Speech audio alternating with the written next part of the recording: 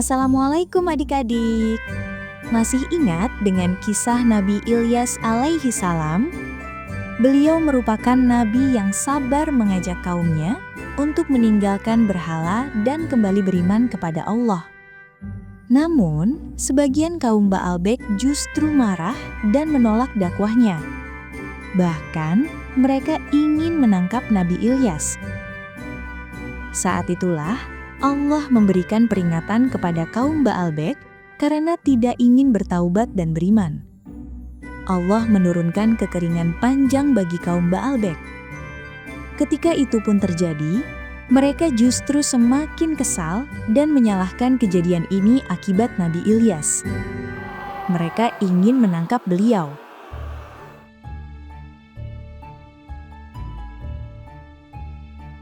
Suatu hari, di lembah yang terletak di Yordania, hidup satu keluarga sederhana.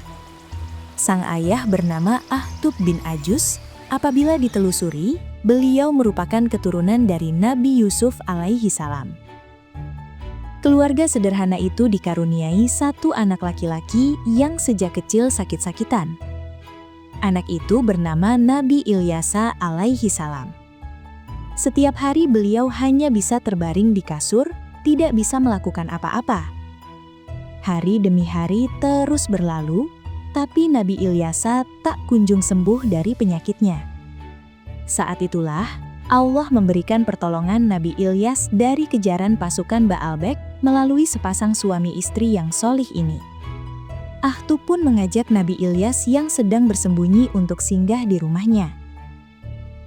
Adik-adik, menolong orang baik adalah perbuatan yang sangat mulia untuk dicontoh. Mereka pun memberikan sedikit makanan yang mereka miliki kepada Nabi Ilyas. Ketika Nabi Ilyas diberikan makanan, beliau tersenyum mendengar ketulusan mereka. Lalu, Nabi Ilyas berdoa kepada Allah agar makanan sepasang suami istri ini diberikan kecukupan. Tak lama, Allah mengabulkan doa Nabi Ilyas. Makanan keluarga itu berlipat ganda. Itulah salah satu mukjizat Nabi Ilyas. Beliau mampu menurunkan makanan dari langit. Dan mukjizat lainnya adalah Nabi Ilyas mampu menyembuhkan segala penyakit. Saat itu, untuk membalas kebaikan sepasang suami istri, beliau berdoa kepada Allah agar anak lelaki mereka yaitu Nabi Ilyasa bisa sembuh. Berkat doa Nabi Ilyas, atas izin Allah, Nabi Ilyasa yang sudah sakit sejak kecil pun bisa sembuh. Alhamdulillah. Allah Maha Kuasa atas segala sesuatu. Sejak hari itu, Nabi Ilyasa mengikuti ajaran Nabi Ilyas dan hanya beriman kepada Allah Subhanahu wa Ta'ala. Nabi Ilyasa mengikuti semua ajaran yang diberikan Nabi Ilyas.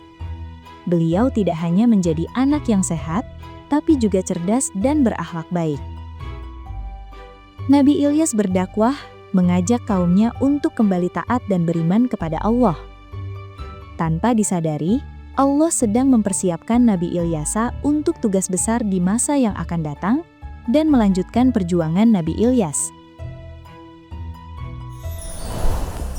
Waktu terus berlalu. Ketika Nabi Ilyas diangkat oleh Allah, kaum Bani Israel yang tinggal di Baalbek kembali menyembah dewa Baal. Keadaan makin kacau. Perbuatan zalim kembali merasuki sebagian di antara mereka. Namun, kasih sayang Allah tidak pernah berhenti untuk umatnya. Allah mengangkat Nabi Ilyasa alaihi salam sebagai utusan Nabi Allah.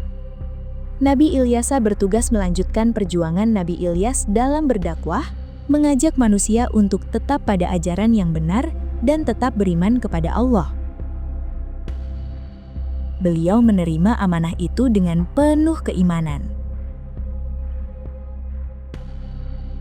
Tapi adik-adik, sebagian kaum Baalbek justru membangkang dan marah ketika Nabi Ilyasa menyerukan agar mereka bertaubat kepada Allah. Apapun yang beliau katakan, mereka sudah tidak mau mendengarkan dan percaya lagi, termasuk tentang hukuman bagi kaum yang tidak mau bertaubat. hukuman dari Allah terjadi kembali, kemarau panjang melanda kaum Baalbek. Keadaan sungguh kacau. Banyak orang meninggal dunia karena kelaparan, dan sebagian dari mereka menderita busung lapar. Badan mereka kurus, tapi perut mereka membesar. Nabi Ilyasa terus membujuk kaumnya untuk bertaubat dengan sabar. Karena sesungguhnya Allah Maha Penyayang lagi Maha Pemaaf. Namun hati mereka sudah benar-benar tertutup. Beliau justru dicaci maki oleh kaumnya. Nabi Ilyasa pun tetap bersabar. Nabi Ilyasa berdakwah dengan mendekati kaumnya satu persatu. Meskipun sudah berjuang sekuat tenaga, mereka tetap tidak mau berubah. Beliau pun meminta petunjuk kepada Allah. Azab dari Allah sungguh berat bagi kaum yang tidak ingin beriman. Kekeringan pun makin parah hingga seluruh kota hancur. Tidak ada yang tersisa. Hanya Nabi Ilyasa serta pengikutnya saja yang mampu bertahan. Ketika mereka melewati puing-puing kota Baalbek, Nabi Ilyasa berhenti sejenak dan menyampaikan bahwa hukuman dari Allah itu nyata bagi mereka yang berdosa. Oleh karenanya, kuatkanlah iman dan berbanyak ibadah sehingga senantiasa selamat di dunia dan akhirat. Setelah kejadian yang menimpa kota Baalbek, Nabi Ilyasa terus berdakwah pada kaumnya hingga usia 90 tahun.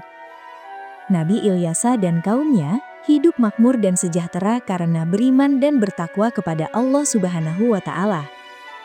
Beliau pun bertindak sebagai raja yang adil bagi kaumnya. Adik-adik, inilah kisah Nabi Ilyasa alaihi salam.